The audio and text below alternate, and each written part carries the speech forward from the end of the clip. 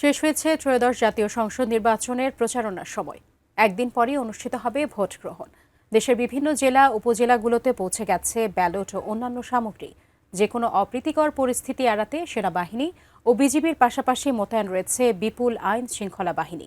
এরই মধ্যে শেষ সময়ে এসে আসন্ন নির্বাচন নিয়ে নিজের নানা প্রত্যাশা ও হতাশার কথা সামনে আনলেন দেশের জনপ্রিয় কণ্ঠশিল্পী আসিফ আকবর। তার দাবি, নির্বাচনী রাজনীতি এখনও সেই পুরনো ধাঁচেই চলছে। শাহাদাত রিফাতের রিপোর্টে বিস্তারিত। ভোটের ছুটিতে রাজধানী ছাড়ছে মানুষ। টানা কয়েকদিনের এই ছুটি প্রিয়জনের সাথে কাটাতে ও ভোট দিতে সবার এই যাত্রা।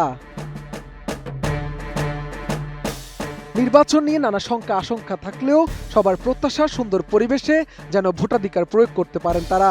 চান পুরনো ভোটের রাজনীতিরও পরিবর্তন। ত্রয়োদশ জাতীয় নির্বাচনের একদিন আগেও এমন কথা জানাচ্ছেন দেশের বিভিন্ন শ্রেণী পেশার মানুষ। নিরাপদে ভোট দিতে পারি, সেটাই আমাদের চাওয়া আর কি। একটা অধিকার করতে পারে, এই জন্যই। বরাবরের মতোই গানের পাশাপাশি দেশের চলমান নানা ইস্যুতে সরব কণ্ঠশিল্পী আসিফ আকবর।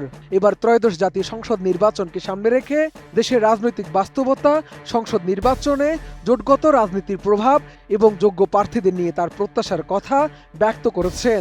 তার কথায় আসার পাশাপাশি উঠে এসেছে হতাশার সুরও। সঠিক প্যাড আর সঠিক তথ্য দিয়ে কেশু সামলে নিব এক হয়ে। Monalisa sanitary napkin. সামাজিক যোগাযোগ মাধ্যম ফেসবুকের এক পোস্টে এসব কথা উল্লেখ করেন গায়ক ও বাংলাদেশ ক্রিকেট বোর্ড বিসিবি পরিচালক আসিফ আকবর। নির্বাচনী রাজনীতি এখনো সেই পুরনো ধাঁচেই চলছে উল্লেখ করে এই কণ্ঠশিল্পী লিখেন, ত্রয়োদশ জাতীয় সংসদ নির্বাচনে জোটগত রাজনীতির প্রভাবে মনোনয়ন বঞ্চিত হয়েছেন পরীক্ষিত এবং যোগ্য প্রার্থী। গুণগত রাজনৈতিক পরিবর্তনের কোনো লক্ষণই দৃশ্যমান নয়।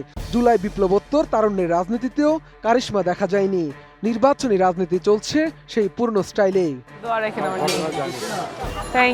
তবে ঢাকা ৯ আসনে প্রার্থীদের রাজনৈতিক মূল্যবোধের সংস্কৃতি দেখে নিজের মুগ্ধতার কথাও প্রকাশ করেন আসিফ। বৈষম্য বিরোধী ছাত্র আন্দোলনের ফসল ডাক্তার তাসনিম যারা দলছুট হয়ে স্বতন্ত্র প্রার্থী হয়ে লড়ছেন ঢাকা ৯ আসনে। যারা প্রতিদ্বন্দ্বী প্রার্থী সাবেক জনপ্রিয় সংগ্রামী ছাত্রনেতা হাবিবুর রশিদ হাবিব। এই দুজন নির্বাচনী কাজ পরিচালনা করতে গিয়ে কোনো কাদা ছোড়াছুড়ি না করে রাজনৈতিক মূল্যবোধের সর্বোচ্চ সংস্কৃতি প্রদর্শন করেছেন। তাদের রাজনীতি ভবিষ্যতের জন্য উদাহরণ হয়ে থাকবে বলে মত এই গায়কের। এরপরও বেশ কজন যোগ্য প্রার্থীকে মনোনয়ন দেওয়া হয়নি উল্লেখ করে আসিফ বলেন, অনেক মেধাবী এবং যোগ্য প্রার্থীকে নমিনেশন দেয়নি দলগুলো। একটা টেস্ট কেস হিসেবে ঝালকাঠি ১ আসনের প্রার্থী ব্যারিস্টার মঈন ফিরোজী আলোচনায় আসতে পারেন।